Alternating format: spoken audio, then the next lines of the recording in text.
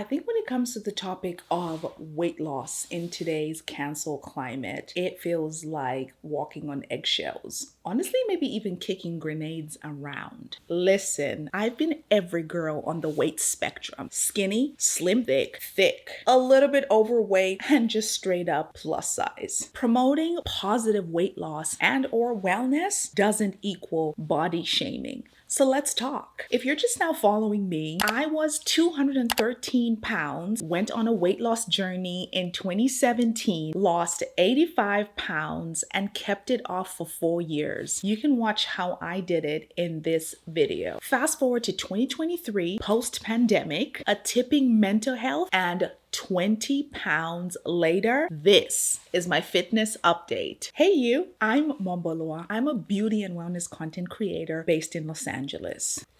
And you already know, I build power in women. I am on a new journey now. And some people will say I look perfectly fine the way I am at 167. I'm 5'9". Some people will say 5'10".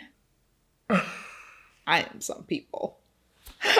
However, it's not just about weight loss for me anymore. I want to look lean at whatever size, whatever age. I want accountability, and we're gonna do it together, you and me. Although I felt my best between 145 pounds and 150 pounds, this time I have new goals. The number on the scale means absolutely nothing without me knowing my muscle composition and my body fat percentage. So in November of last year, I started strength training thanks to this awesome book by Sal DiStefano. It's called The Resistance Training, and I could not personally recommend this book more. For cardio, I traded jogging for Muay Thai, which has been such a huge help for my depression. I also do Pilates as well. And I also find that walking 5 to 10K steps a day is much easier on the knees. This is the most active I've been my whole life because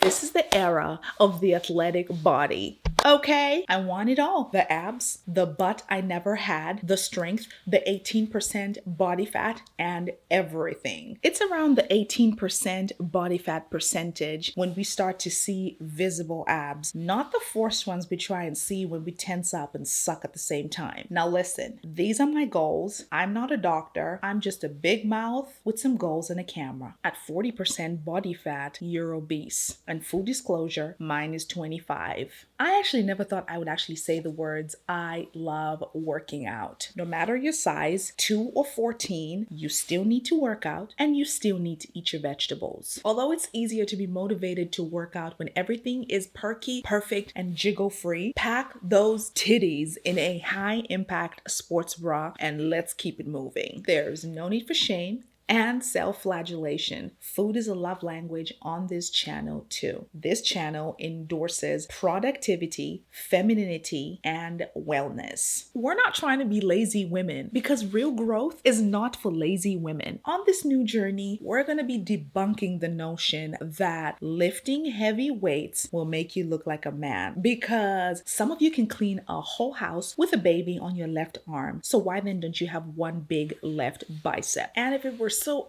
easy to accidentally put on muscle, then every man would have them. But we're all suffering in the gym together, testosterone or not. Listen to the conviction in my voice. Don't be the person that goes to the gym to hop on a treadmill for 30 minutes and hopes that that will turn them into a Kardashian. That's mostly surgery and Ozempic, allegedly. It's all fun and games in your 20s with that cute, fast metabolism that you waste around chasing boys instead of building your stamina. Sweetie, in your 30s, the fat talks back like a teenager. Okay, so the plan is simple. A consistent strength training program, aim for 5K to 10K steps a day, and the most important thing, eat in a slight caloric deficit, but increase/prioritize your protein intake. But also understand that Only lifting weights will not make you lose weight. It's like this. Muscle does not burn fat directly, but having more muscle mass means you burn more calories at the same weight than if you had less muscle mass. Muscle is metabolically active tissue and requires energy to maintain. Fat tissue does not. So just maintaining a slight caloric deficit and adding some cardio will bring that dreaded number down while the weights will shape you. The biggest change in the last 5 years,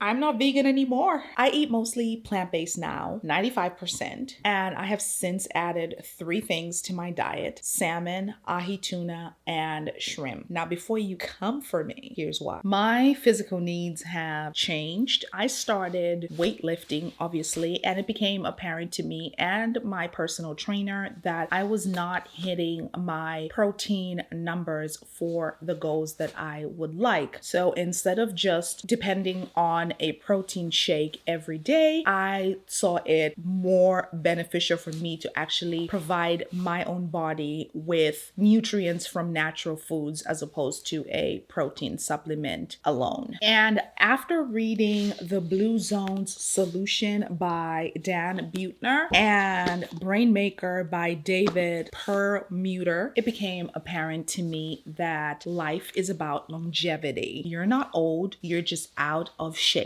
And the powerhouse of your metabolism is in your gut. So eat some kimchi or buy a pre and probiotic. And once I fix my gut microbiome, it's over. I've also significantly cut out vegan processed foods from my diet, about 99.9%, because 1, I became reliant on them, and 2, every brand on the market has a plant alternative, even fast foods. So you know it is no longer about health now than it is about driving the bottom line, profit. Who knows what they're dumping in these meat alternatives? Because honestly, who's really regulating them? Because to me, the FDA and the USDA just sound like a bunch of meat eaters. Can you imagine the whole lot of Walmart or Costco packing up their little recipes to go prove a point to the FDA? The truth is, the market has become overly saturated. And you know when it gets to that point, it's no longer about health, but about who can get it out the door for cheaper. The bottom line, it's all dog food now. So it's really whole food, plant-based foods now with a flair. You can thank me later because I'm doing the Lord's work.